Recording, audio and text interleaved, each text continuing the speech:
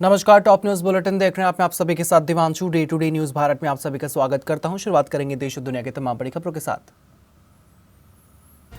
America से LPG और रूस से कच्चा तेल लेकर एक और जहाज भारत पहुंच गया है। पिछले 7 दिनों में कुल 5 जहाज गैस और कच्चा तेल लेकर देश पहुंचे हैं। वहीं फारस की खाड़ी में मौजूद 22 भारतीय जहाजों को सुरक्षित बताया गया है। असम विधानसभा चुनाव में पहली बीजेपी में टिकट वितरण को लेकर नाराजगी बढ़ गई है। जिन विधायकों को टिकट मिला है उन्होंने निर्दलीय चुनाव लड़ने की बात कही है। हालांकि मुख्यमंत्री उन्हें मनाने में जुटे हैं।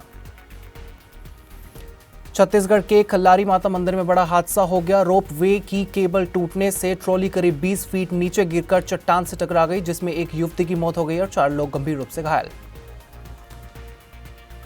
सरकार ने एयरलाइंस को 23 मार्च से घरेलू उड़ानों के किराए बढ़ाने की अनुमति दे दी है।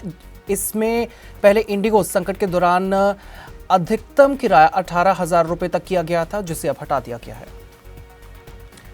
राजस्थान और पश्चिम बंगाल समेत 12 राज्यों में बारिश का अलर्ट जारी किया गया है। यूपी, बिहार और दिल्ली में घना कोहरा छाया हुआ है, जबकि हिमाचल प्रदेश में लगातार बर्फबारी हो रही है और उत्तराखंड और सिक्किम में हिमस्खलन का खतरा बढ़ गया है। कन्नड़ अभिनेत्री रान्या राव से जुड़े 100 करोड़ रुपए के सोने की तस्करी मामले का खुलासा हुआ है। प्रवर्तन निदेशालय ने चार्जशीट दाखिल करते हुए बताया कि एक साल में 127 किलो से ज्यादा सोना अफ्रीका से दुबई होते हुए भारत लाया गया।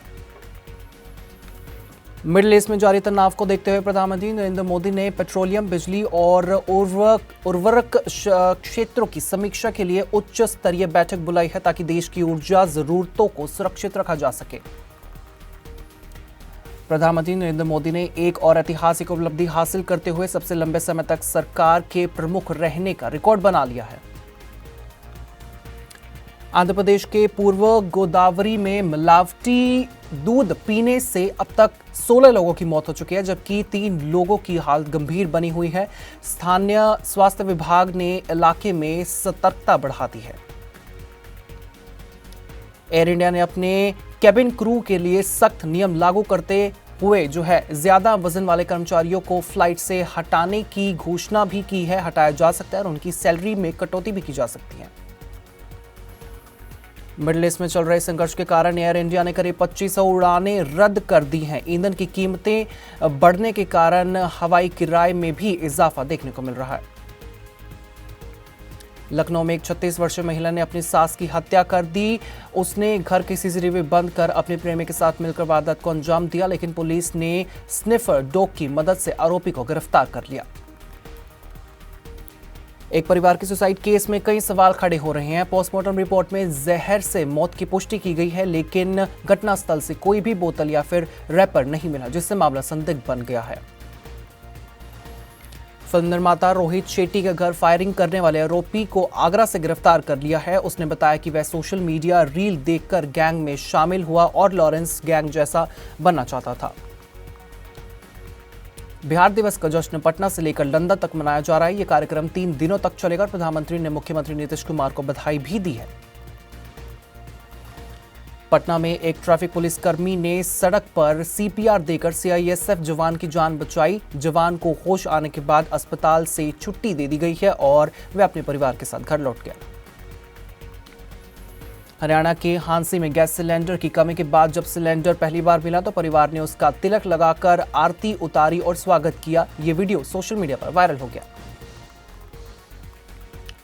अंबाला में एक किसान से करीब 14.5 लाख रुपए की ठगी का मामला सामने आया है। ठगों ने घर में दबा सोना निकालने का झांसा देकर नकली सिक्के थमा दिए और फरार हो गए। यमुनानगर में विदेश भेजने के नाम पर 4.25 लाख रुपए की ठगी का मामला सामने आया। पुलिस ने नारायणगढ़ के 2 भाइयों को गिरफ्तार कर लिया। हिमाचल प्रदेश में पंचायत चुनाव से पहले सरकार ने आरक्षण रोस्टर के नियमों में बड़ा बदलाव किया है। अब जो पंचायतें लगातार 2 बार आरक्षित रही, उन्हें इस बार सामान्य श्रेणी में रखा जाएगा। हिमाचल सरकार ने वित्तीय अनुशासन के तहत 6 महीने के लिए वेतन स्थगित करने का फैसला लिया है। मुख्यमंत्री का 50% और मंत्रियों का 30% वेतन रोका जाएगा।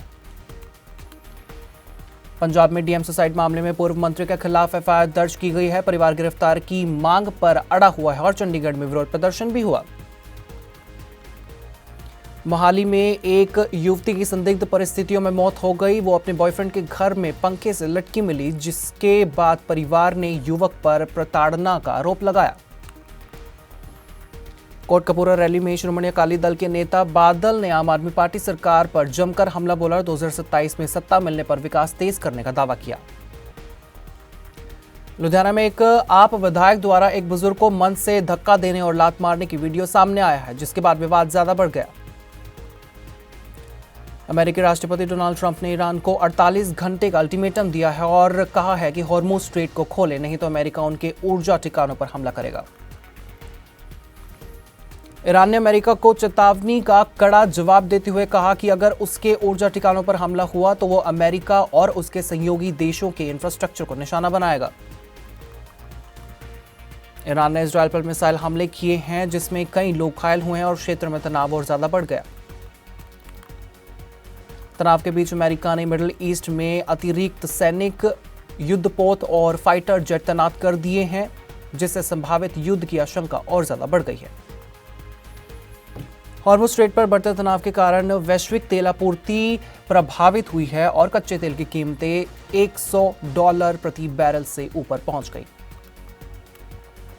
सपनों का घर देख रहे हो तो सही वीडियो पे आए हो। जी हाँ, अगर आप एक प्राइम लोकेशन पे अपने लिए घर देख रहे हो तो जेनेसिस हाइट और स्क्वायर आपके लिए एक लग्जरियस प्रॉपर्टी लेके आया है। इसमें आपको लग्जरियस फ्लैट, पेंटा हाउस, क्लब हाउस की सुविधाएं देखने को मिलेगी और जो जल्द ही बनकर तैयार हो जाएगी। और इसके साथ ही अगर हम बात करें इसके ग्रीन एरिया की, जो 3 एकड़ में फैला हुआ होगा, इस ग्रीन एरिया में सबसे बड़ी बात यह है कि आप अपने बच्चों के साथ क्वालिटी टाइम स्पेंड कर सकते हो, साथ ही अपने बच्चों को नेचर के साथ भी कनेक्ट कर सकते हो। इसी तरह से देश और दुनिया की तमाम बड़ी खबरें जानने के लिए अब बने रहिए Day to Day News Bharat के साथ। हमारा चैनल आपके साथ हमेशा ये वादा करता है निष्पक्षता और सटीकता के साथ आप तक हर एक खबर, इन्फॉर्मेशन और अपडेट इसी तरह से पहुंचाता रहेगा। हमारे चैनल का कोई भी पत्रकार न किसी से कोई तोहफा लेगा, न कोई विज्ञापन नहीं करेगा किसी को ब्लैकमेल, और हम हमेशा कोशिश करेंगे कि हम दबे कुचले लोगों की आवाज बने और ऐसे किसी भी व्यक्ति की खबर न चलाएं जो कि भोले भाले लोगों को ठगता हो, उन्हें परेशान करता हो। इसी के साथ हमारे चैनल का मकसद होगा लोकतंत्र के चौथे स्तंभ को लोगों की नजरों में